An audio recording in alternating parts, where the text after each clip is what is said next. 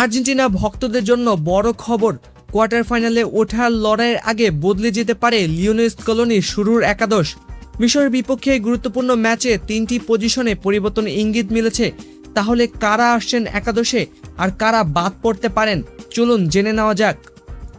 কেবাদের বিপক্ষে 3-2 গোলের কঠিন জয়ের পর শেষ 16 নিশ্চিত করেছে আর্জেন্টিনা। এবার লক্ষ্য কোয়ার্টার ফাইনাল।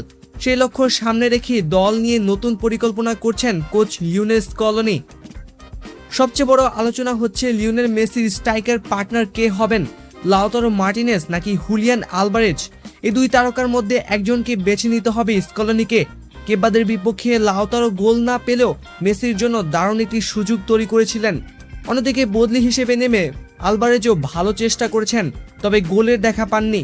তাই শেষ মুহূর্ত পর্যন্ত এই জায়গায় অনিশ্চয়তা থাকছেই। রক্ষণভাগে আসতে পারে পরিবর্তন। ফাকুন্দো মেদিনার পায়ে টান পড়ায় তার খেলা নিয়ে রয়েছে শঙ্কা। যদি তিনি পুরোপুরি ফিট না হন তাহলে নিয়মিত লেফট ব্যাক নিকোলাস তাগলিয়াফিগোর একাদশে ফেরা প্রায় নিশ্চিত। মাঝমাঠেও নতুন চমক দেখা যেতে পারে। দলের ভারসাম্য বাড়াতে লিয়ান্দ্রো পারেদেস অথবা নিকোলাস গঞ্জালেসকে শুরুর একাদশে দেখা যেতে পারে। সেক্ষেত্রে জায়গা হারাতে পারেন থিয়াগো আলমাদা। পারেদেস খেললে ম্যাকঅ্যালিস্টার আরও আক্রমণাত্মক ভূমিকায় খেলতে পারবেন, আর গঞ্জালেস সুযোগ পেলে আর্জেন্টিনার আক্রমণে যোগ হবে বাড়তি গতি। তবে সবকিছুর পরও স্কলোনি খুব বেশি ঝুঁকি নিতে চাইছেন না।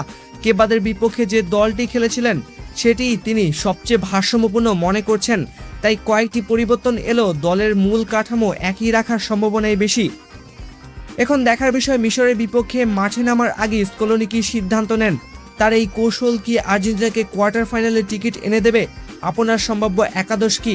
মন্তব্যে অবশ্যই জানিয়ে দিন।